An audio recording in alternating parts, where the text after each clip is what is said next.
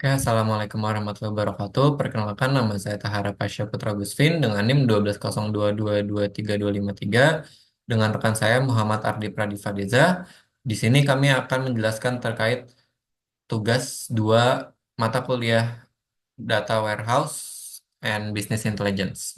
Oke, pada hasil pengerjaan kami dari database yang diberikan, kita mendapatkan bahwa Dat, DWH Sales Ops Fact Sales ini merupakan sentral datanya gitu. Terus di sini juga ada Sales Ops Dim Product yang terhubung dengan uh, Fact Sales melalui Product ID. Lalu berikutnya juga ada Sales Ops Dim Location. Nah, yang dia terhubung dengan City underscore ID di Fact Sales.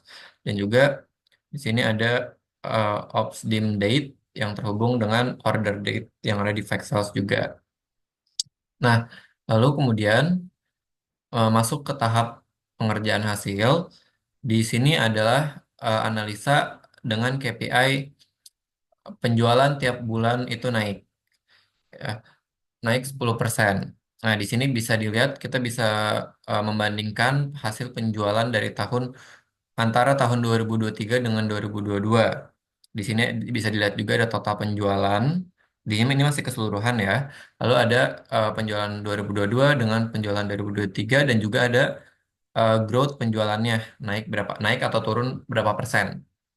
Lalu kita lanjut, misalkan di sini kita mau cek bulan Februari tahun 2023. Bisa dilihat total penjualannya mencapai 15.999.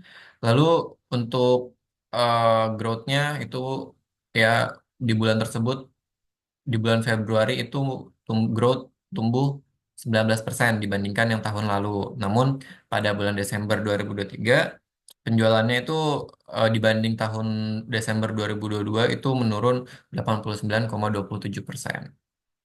Lalu lanjut, maaf, untuk pengerjaannya itu di sini menggunakan sales ya untuk di apa namanya bagian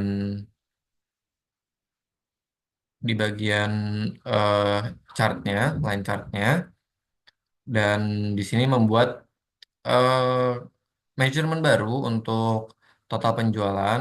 Yang mana total penjualan itu adalah summary dari eh, fact sales, yaitu pada kolom sales.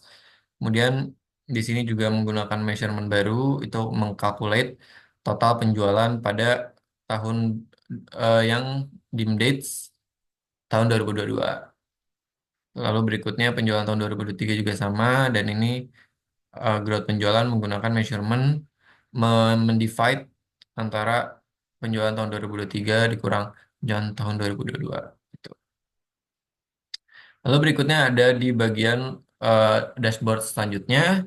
Ini adalah menggunakan teks penjualan tahun 2023 yang naik 20% dari tahun sebelumnya. Di sini juga bisa memeriksa masing-masing total penjualan dan juga growth penjualannya. Apakah di bulan tersebut dari tahun sebelumnya itu naik 10% atau tidak. Seperti contoh, ini di bulan April bisa dilihat total penjualannya naik 50 naik 40% dari tahun sebelumnya. Maka di bulan April ini KPI-nya achieve, tapi secara keseluruhan total penjualannya tuh tidak achieve gitu.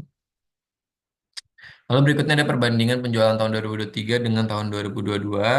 Bisa dilihat di sini menggunakan Gauge. Dan di sini terlihat kalau yang tahun 2023 itu tidak mencapai targetnya, yaitu di 2022. Karena KPI-nya sendiri adalah per penjualan tahun 2023 itu naik dari penjualan tahun 2022. Di sini juga bisa lihat tiap bulannya apakah bulan tersebut penjualan naik atau tidak, seperti itu. Mungkin untuk penjelasan selanjutnya akan dijelaskan oleh rekan saya.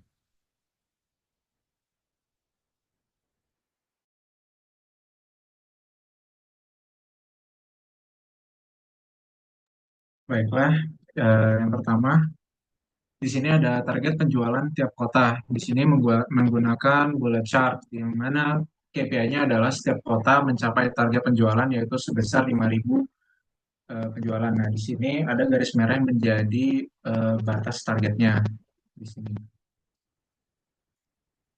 Di sini value-nya 5.000 dan ini bullet chart-nya tuh menggunakan si y-axis-nya menggunakan atribut city dan x-axis-nya menggunakan sum of sales.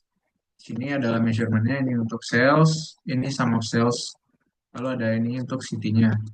Kemudian di atas ini ada beberapa card. Yang pertama adalah total penjualan. Nah, di sini menggunakan kalkulasi yaitu sum dari atribut sales. Lalu ada total kota untuk menghitung ada berapa jumlah kota.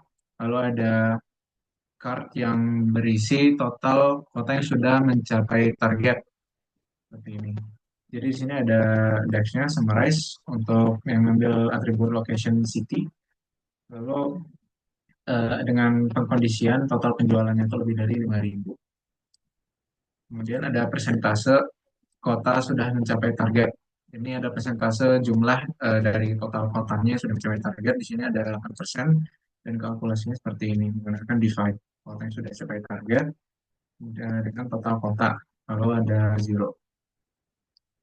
Kemudian ini adalah KPI. Oh ya, sebelumnya untuk di sini KPI-nya adalah setiap kota mencapai target 5.000 penjualan karena yang baru mencapai hanya 30 kota dari 360, maka KPI-nya belum sepenuhnya tercapai atau belum achieve. Kemudian untuk kategori produk, di sini menggunakan teks. Yang pertama, di sini ada dua card. Yang pertama kategori dan region. Ini akan connect ke chartnya, chart teksnya.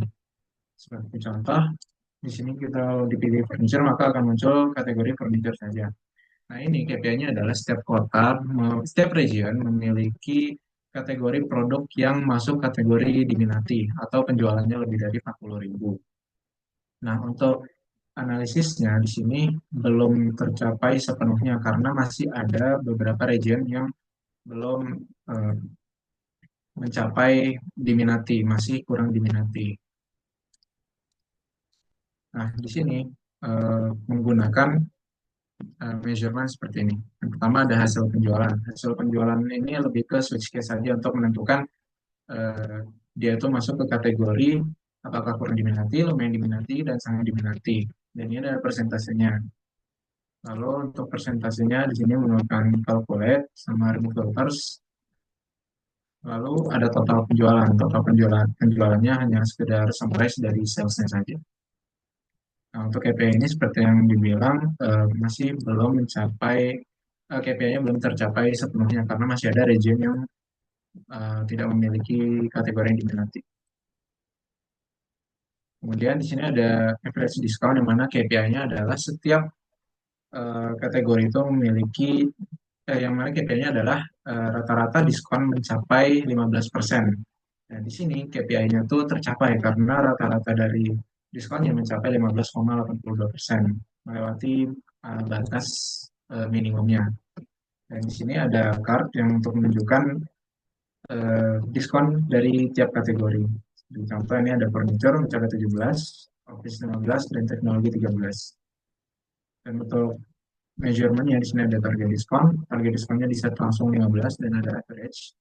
Average-nya itu dari diskon total semuanya. Lalu ini hanya masalah kategori. Mungkin sekian dari penjelasan KPI dan dashboard saya. Dilanjutkan lagi oleh rekan saya. Oke, kiranya mungkin sekian terkait penjelasan tugas 2 Data Warehouse Business Intelligence. Kurang lebihnya mohon maaf. Assalamualaikum warahmatullahi wabarakatuh.